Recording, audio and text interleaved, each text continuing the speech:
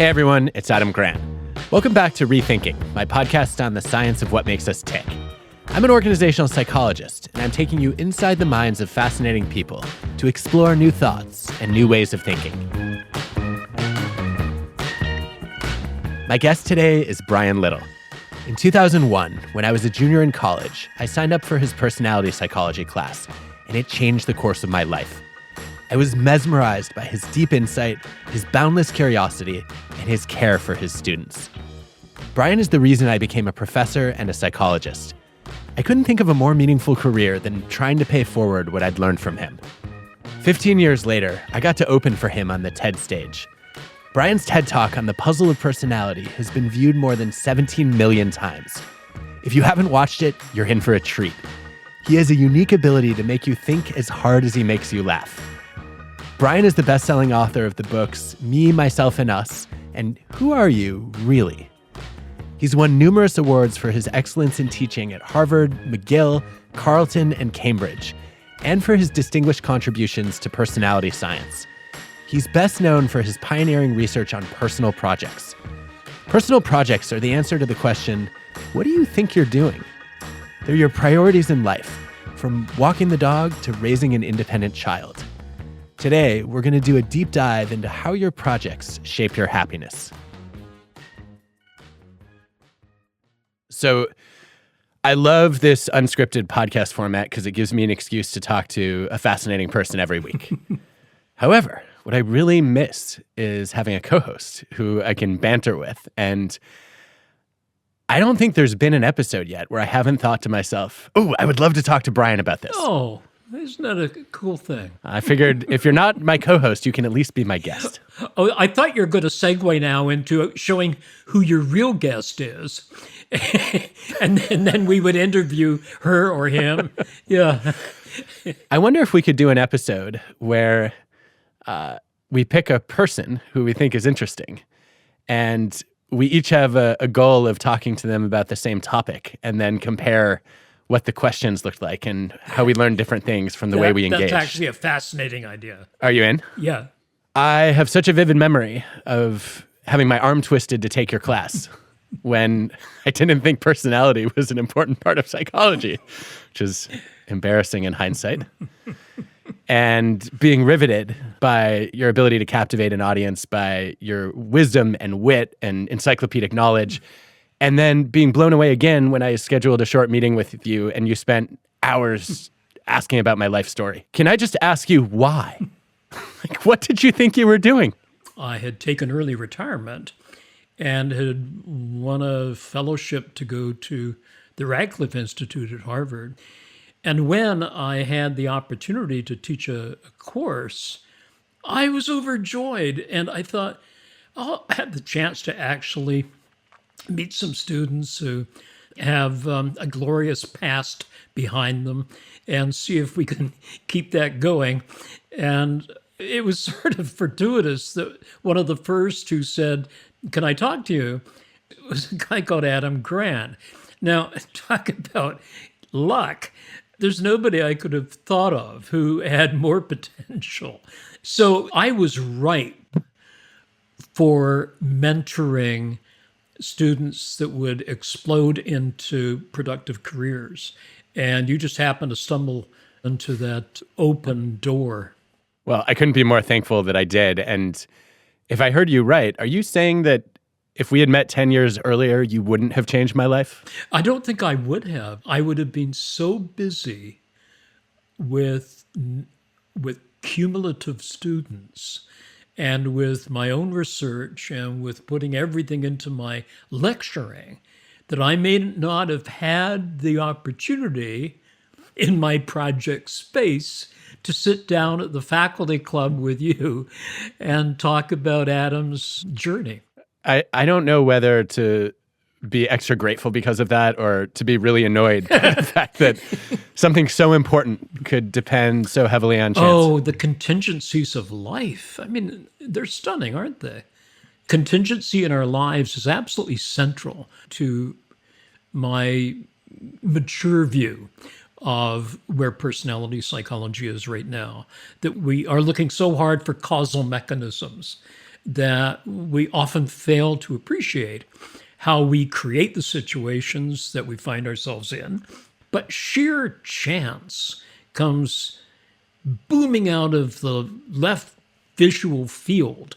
And all of a sudden, you've got a new research idea, or you've fallen in love, or all of a sudden you've got clarity on something you've never thought of before. And that seems to me to be part of the magic of what it is to be a human being. And if we have no room for it in a scientific psychology, then we're the more impoverished by that, I think. I think that's well put. So you mentioned falling in love. Let's talk about how you fell in love with psychology. I was a strange undergraduate. At one point, I majored in English and bacteriology. That's true.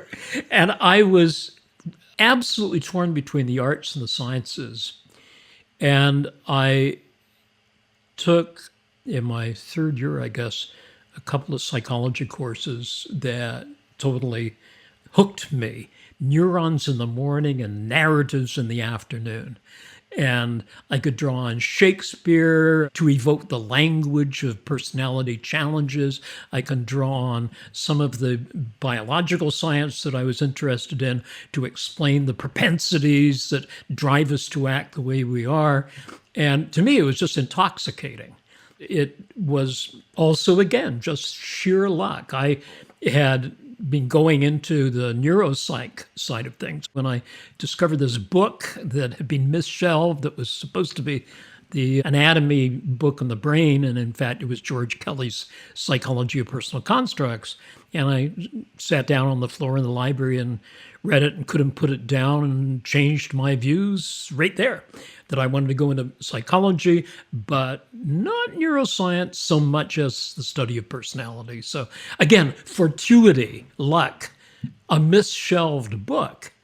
I see it as absolutely marvelous how fortuity can just plunk itself down on us, change our life trajectory. It can add a kind of gratitude to life that you say, isn't it fabulous that I met Adam that day at the faculty club? And these are the things that I think we shouldn't be annoyed with, but we should take in as part of what it is to be a human being. That's a perspective that I need to internalize. You're much better at accepting a lack of control in life than I am. Yeah, probably. And yes. A lot better. It's partly due to fact, age. I'm twice your age. You give up the sense that I can control things. And remember Aaron Antonovsky, the sociologist. I was just going to say sense of coherence, Antonovsky. So it's not that I am in control, but things are under control. And so if, as we are lucky enough to have loving, supportive people in our lives, I may not be able to control everything, but I think there is a predictable, relatable sense of surety in my environment, even when I no longer have the control to do it myself.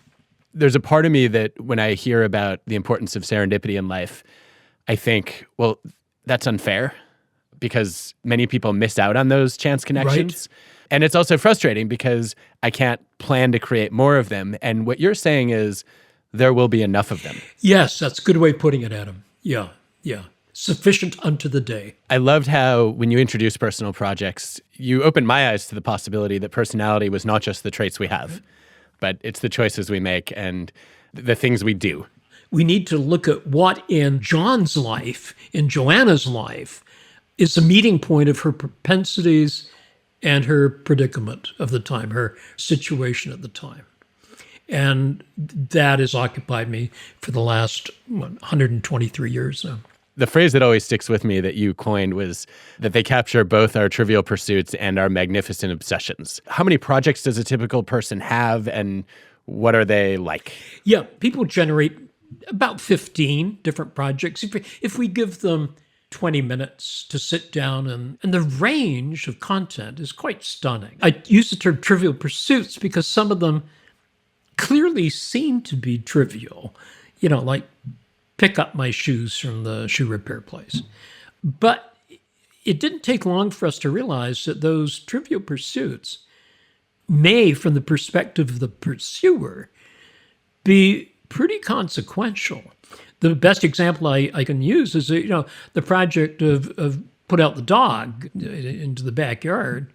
If you're in a wheelchair and the building code is such that you're not able to get out easily, there are barriers, literally, to your easily completing that project, then to say, oh, it's a trivial pursuit is really unfortunate. And it goes to the whole business of people are pursuing projects that matter to them. What are the barriers, both internal and external, that will facilitate or frustrate that pursuit? And once we think of projects that way, then we start to get, I think, a more humane conception of what people are about in their daily lives. And so I always feel a little guilty about coining the terms trivial pursuits. Now, there's a whole literature, mainly out of philosophy, that argues that it's important that we have a life project that brings meaning in our life. And I think there's some danger in that if you just have one overriding project. Because if these affordances dry up or your internal resolve lessens, then you may find that you've got nothing left. And so having several core projects or interchangeable projects or buffer projects seems to be a better way of dealing with the complexities of life than being driven only to have that one overriding goal.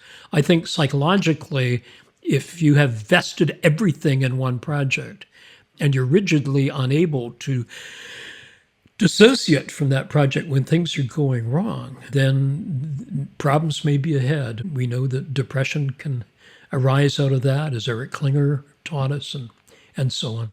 I remember when I did my undergrad thesis using projects, it was so exciting to see the data come in because following your methods, I was able to ask people, like, what are the projects that you're working on? And then see the texture of them. I have to ask you, what are some of your favorite personal projects that people have shared over the years? Be a better druid. I thought this was a delightful project. Be a druid may be one, but be a better druid always intrigued me as to, does it mean you hug the tree even harder or what? That's a flippant view of druidism, so my apologies to any druids who are listening. The first three projects that I got from a university sample so the very first three that I looked at were clarify my philosophy of life, develop a more philosophical understanding. The third was get laid.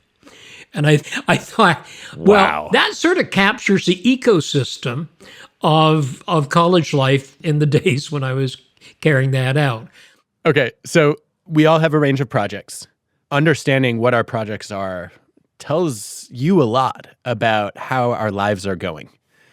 And I think one of the most powerful points you've made from your research on projects is that well-being depends on the sustainable pursuit of core projects. Right.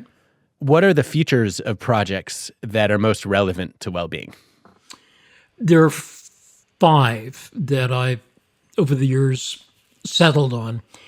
One is how meaningful are your projects? And by this we mean, are they enjoyable? Are they consistent with your values? Are they self-expressive? That is, do you see yourself in these projects as they express who you are instead of being alien or alienating? Interestingly, meaning is not the best predictor of well-being.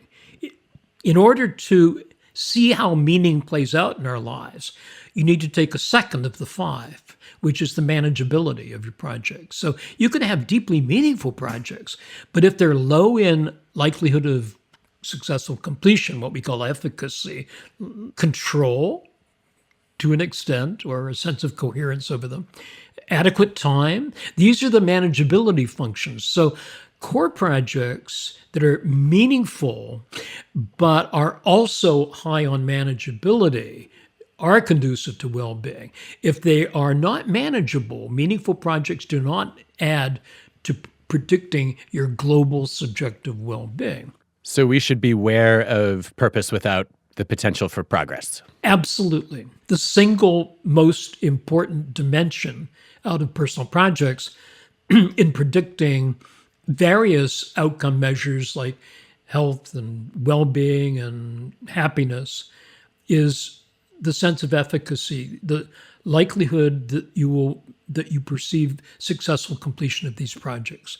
If you're engaged in projects that are drenched with meaning, but you see as hopeless, find the perfect person in my life. Likelihood of successful completion, 2. Those people tend not to be as globally happy as those who have concordance between manageability and meaning. And then there. Oh, that's funny. I thought you were going to say find the perfect person. Those people tend not to exist. Oh yeah, they do. There are 12. There are 12 of them.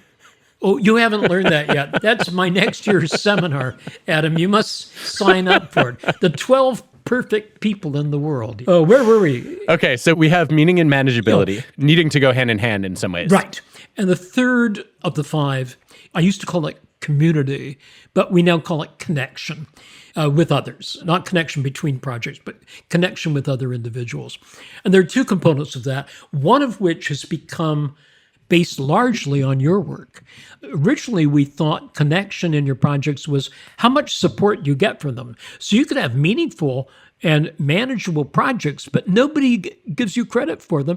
Nobody likes them. They find them boring and uninteresting. They don't want you to incorporate them into your life with them. And so that's likely not to be a sustainable project unless you're going to be off on your own completely in a hermitage somewhere. So interesting. I would have put the contribution part of that more under meaning than connection.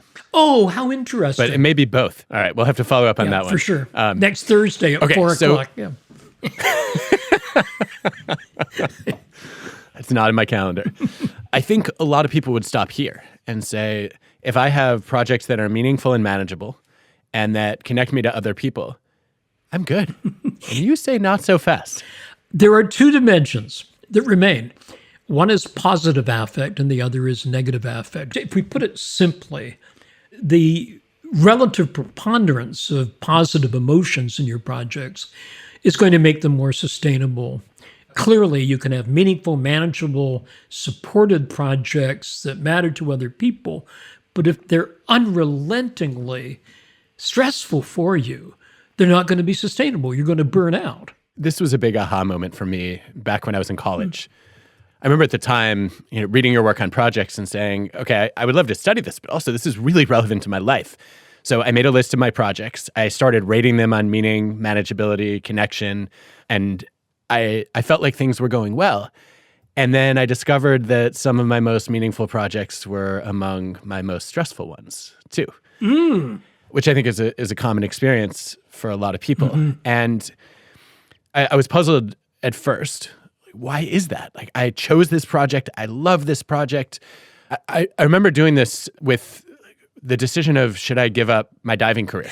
Yes. The manageability was there. Yeah. And the meaning in it came from challenging myself and trying to pursue personal growth, but also from a team and a coach who were depending on me. And it was my strongest source of belonging on campus. And yet, it was extremely stressful. The more stressful part was when I got to the cross-impact matrix, where you created this module for asking, how do these projects affect each other? Right. And I realized that the diving project in and of itself was a core project for me, but it was having a negative impact on every other project that I had. It was interfering with my ability to do the deep dive into psychology I wanted because it was so time-consuming. It was preventing me from working enough hours to be able to pay for school. It was constraining the friendships and relationships that I was trying to build. And I think it was an epiphany moment that even a project that you love and care about can become a tremendous burden if it has a negative impact on your other core projects. Wow. You've never told me that. I haven't. I don't think I've crystallized it until now, actually, and thinking back to that. But it was a big light bulb moment for me, and it's a big part of why I ended up walking away from diving, because I realized that the project was a net negative in my life, even though it had been one of the most positive forces. I also used to tease you by saying it's just dropping. How's your dropping going, Adam? And I realize now, geez, that's pretty cheeky For a guy for whom it has been a core project in his life, I will never, ever say that again. I think it was a good reminder that there's more to life than diving. Yeah. I mean, I think there are a lot of coaches who would describe diving as a controlled fall. The cross impact of one project on others is extremely consequential and often invisible to us. We choose projects on the basis of thinking this is going to be meaningful and manageable and it's going to connect me to others and I'm going to enjoy it. And all those things might be true. Yep. But it still might be a problematic project if it interferes with the rest of my priorities. You alluded to this kind of issue earlier. There's the joint cross impact matrix, which is how does your project impact upon the projects of others? And you said one of the stress-inducing aspects of giving up diving was that you'd be giving up mentoring others and you would be, in a sense, letting them down. We have a matrix that allows you to plot your projects against those of your loved ones, say, or in marital counseling, or against your coach, or against your boss in an organizational setting. I didn't even realize, somebody might say, that my jogging project is keep fit by jogging when I get home from work, that it interferes with your partner's project. Spend quality time with my partner. And so they're a revelation, not in the burning bush sense, but in the micro sense, a revelation that with a slight change in the scheduling of my projects, I'll spend half an hour and have a cup of coffee and how's your day with my partner, and then she can go out and jog after that. These kind of insights come from doing this. So, Brian, can we do a lightning round? Yep. Tell me in a sentence what you think is the most interesting recent finding in personality psychology. No. I can't put in a sentence, so I won't. I think the fact that there are some genetic determinants of personality, which in interaction with social features like loneliness that a person experiences, opens up some fascinating research possibilities. The interaction between genetics and genomic analysis and social ecology, that's a really rich vein I'd love to see people exploring. You've spent a lot of your career studying introversion and extroversion. What do you think is the biggest misconception about introverts? That it's fixed. That label is sufficient to account for everything that's important in your life. There's a tendency for people to glom on to these labels. And we're not like that. I mean, all the evidence is that people in the quotidian, in the daily life, act both introvertedly and extrovertedly. And under the view of traits that I buy, which is a kind of act frequency or what I call an act saliency approach, some individuals more frequently act in a way that we would see as extroverted than others who act in a way that we would see as more introverted. The question is, what are the occasions that demand me, for example, to act in an extroverted way? We're in one right now. If I were to be a more typical introverted me, first of all, I would say, Adam, I'm sorry, I can't really do this, but thanks so much for asking me. I hope everything's going well in your life. I can't do it. Well, I don't know. As a core value for me is being there and rising to occasions. And so, and if I just am boringly introverted the way I truly am, then I don't think that would end up being a particularly interesting interview. Well, that's exactly where we're going next, to acting out of character. Before we go there, how many personal projects do you have right now? The last time I did one, it was 116. Yeah. No, I'm not kidding. I mean, genuinely. That might be a few too many. Yeah. Yeah. And that's not even chunking. So one of those is an 800-page compendium on personal projects analysis. That's just one project. Oh dear. However, I have taken my health projects and broken them down into many, many subcategories. Wow. That is definitely a lot. It's ridiculous. I am so easily enthused by and attracted to things that I just can't get enough of life. And it's a disease. Let's continue the discussion of acting out of character. So you talk about our fates beyond traits. Yeah.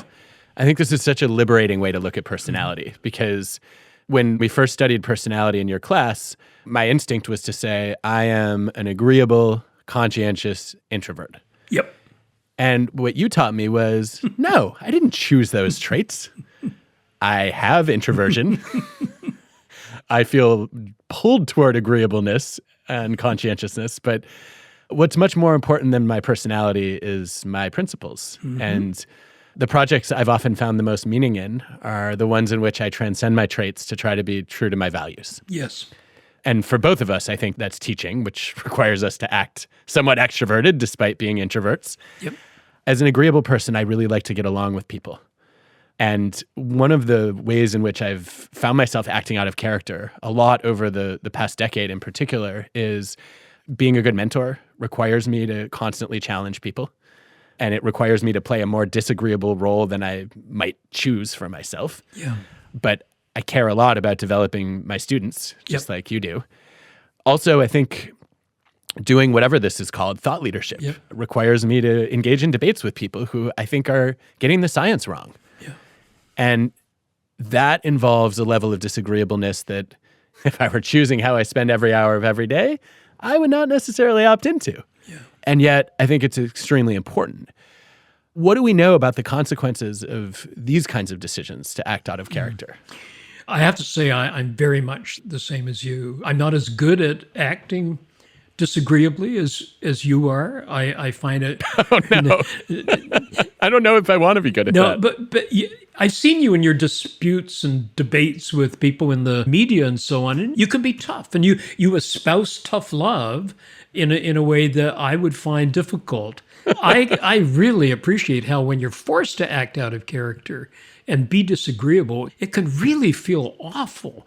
I leak agreeableness when I'm trying to be disagreeable. So I'll try to attenuate by saying, this simply won't do. I can't just say, this simply won't do. I got to put in these little contingent clauses to extricate me from being disagreeable.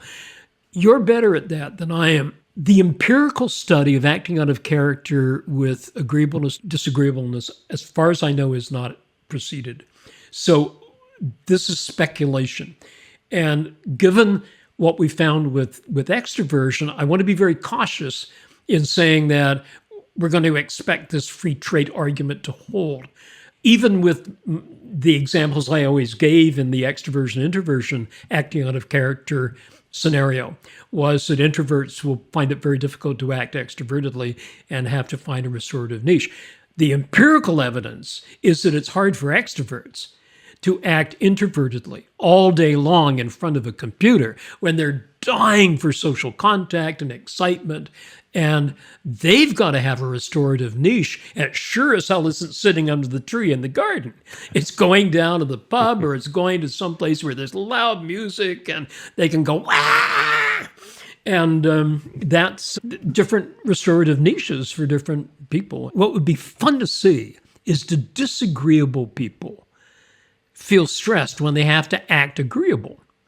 Yes. And it must be very hard to, if you're in a service job where you have to be pleasant all day, it can be tough. Now, what's the restorative niche for that? That's to go to the gym and pound the punching bag or do something to get your aggression out. I think that's the restorative niche there.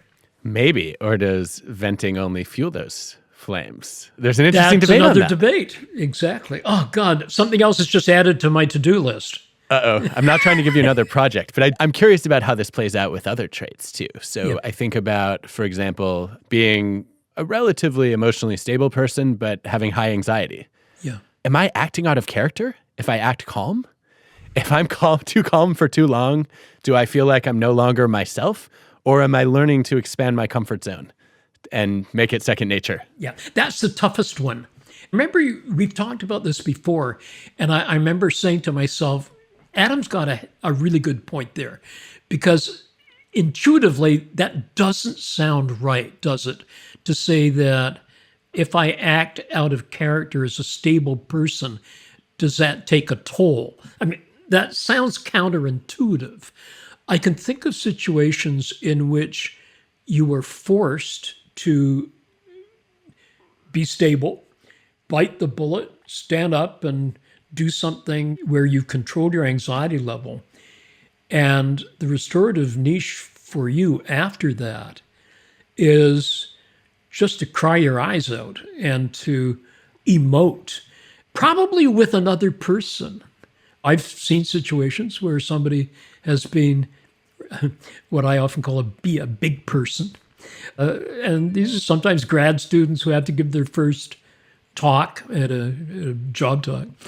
And they're big people and they get through it, but they just fall apart later on. And that falling apart is, I think, restorative for them, because then they could say, okay, I did it. It's fascinating. One of the things I've learned from listening to you on this topic today that I didn't think about before was, I think I came into this discussion assuming that the cost of acting out of character was having to suppress your traits to whatever extent. Right. They have a strong biogenetic basis. Right. They don't just vanish. Right? Right. You can't just suppress them forever. And that suppression takes a toll. I think what you've highlighted here, though, is that the sense of volition and choice really matters. And the experience of acting out a character is different when you're being pressured to do it than when you've said, I'm doing this because it's important to me and it's who I am. I agree completely. The sustainability is greater if it is something that you volitionally undertake rather than something that is imposed on you. That's absolutely true. Well, Brian, this has, as always, been so much fun. So good to see you. Same. We don't get to do it often enough. I'm going to start more podcasts. Sounds great. What really hit home for me in that conversation was that many of us look at the projects in our lives in isolation. Add ones we're excited about, drop anything that no longer brings joy or meaning. But when we consider our projects as a whole system, we often realize that even some of our favorite projects can interfere with our broader priorities. That's what diving ended up doing for me. The most important question about a project is not whether you love it or hate it. It's how it affects your ability to pursue the other projects that matter deeply to you. ReThinking is hosted by me, Adam Grant, and produced by Ted with Cosmic Standard. Our team includes Colin Helms, Eliza Smith, Jacob Winnick, Asia Simpson, Samaya Adams, Michelle Quint, Ben Chang, Hannah Kingsley Ma, Julia Dickerson, and Whitney Pennington Rogers. This episode was produced and mixed by Cosmic Standard. Our fact checker is Paul Durbin. Original music by Hansdale Sue and Allison Leighton Brown. For more from Brian, listen to our Work Life episode, Your Hidden Personality.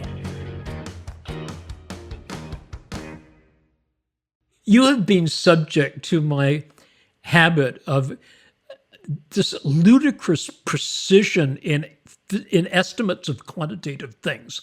So it's true. I will never forget you calling someone, a professor I didn't particularly like, the third most boring person on earth. So absurdly and delightfully specific. I don't know why I do that, but I'm trying to stop some of these verbal tics. But I don't think you should. It's my fourth favorite thing you do. I taught you well, my friend.